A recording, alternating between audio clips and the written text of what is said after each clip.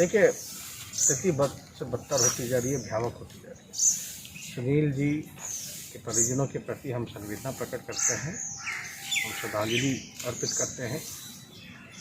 विधानसभा में हम लोग विधान परिषद में वो सदस्य रहे और अचानक से हम लोगों को तो ये भी नहीं पता था कि वो कोरोना पॉजिटिव पाए गए हैं और कल अचानक से ये खबर मिली कि उनका जो है मृत्यु हो गया। बेहद ही दर्दनाक बात है।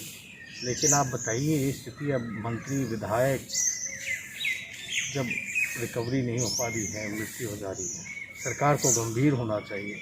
केंद्र से 3 सदस्य लोग आ रहे हैं और यही बीजेपी के लोग जो है चुनाव में लगे हैं। आप बताइए, हम तो बोल रहे थे लाशों के ढेर पे चुनाव कैसे होगा।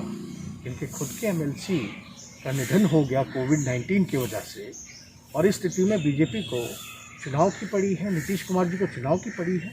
तो बेहद दर्दनाक बात है और हम लोग तो लगातार इस बात को कहते रहे, सरकार को सचेत करते रहे हैं कि बाढ़ को देखते हुए और कोरोना को देखते हुए जो इंतज़ाम सरकार को करना चाहिए था, जिस प्रकार से डिज़ास्टर मैनेजमेंट करना चाहिए था, उसमें पूरी तरीके से सरकार जो है फेल नज़र आई।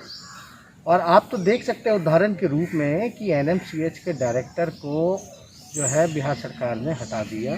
क्यों हटाया? क्योंकि उन्होंने सरकार के पोल को खोला है। सेंट्रल की जो टीम आई थी 3 सदस्य, उस वजह से अब बाढ़ का जो विकराल रूप जो लेता जा रहा है, सारी नदियाँ, चाहे कोसी का इलाका हो, हिमाचल का इलाका हो, आपका बागाहा का इलाका हो, इस सब इलाकों में जो है नेपाल से जितना सीमा जो भी है अपना बॉर्डर का इलाका, वहाँ जो है भारी मात्रा में जल का स्तर जो है लगातार उसमें वृद्धि हो रही है।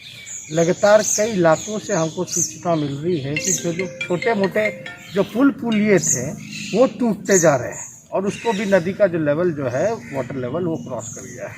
तो ऐसी स्थिति में पूरा सिस्टम नीतीश कुमार अदृश्य है, कहीं नज़र नहीं आ रहे और हम लोग सब लोग विपक्ष की दायित्व है, जिम्मेवारी है और 3 अगस्त से विधानसभा भी चालू है।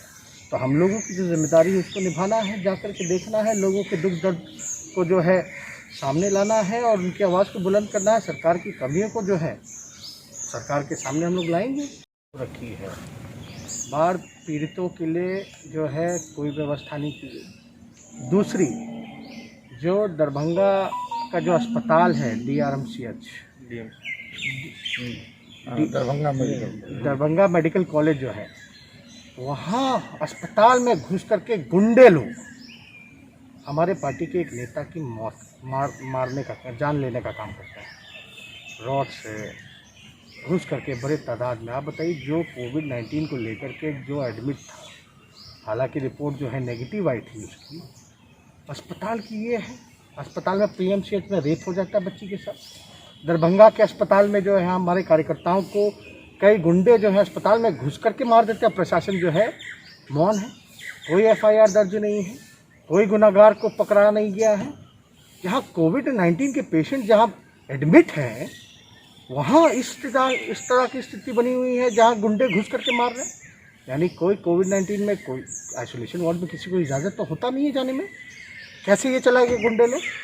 ये तो सरकार जो है पूरी तरीके से चुनाव में व्यस्त हो गई है, चुनाव की तैयारी कर रही है।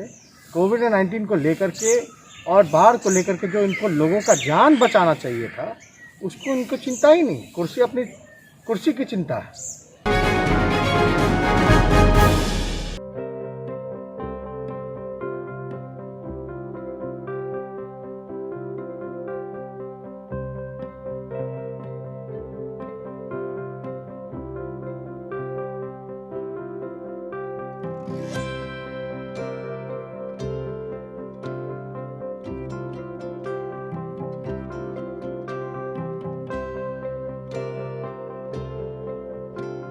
एक जिंदगी बचाने वाले को हीरो कहते हैं और 1000 जिंदगी बचाने वाले को health care worker. Our heart never hardens, our temper never tires. Our touch never hurts. We value what we do. We at Paras work for cause, not for applause. Lockdown के समय, lockdown के बाद हम हैं आपके साथ।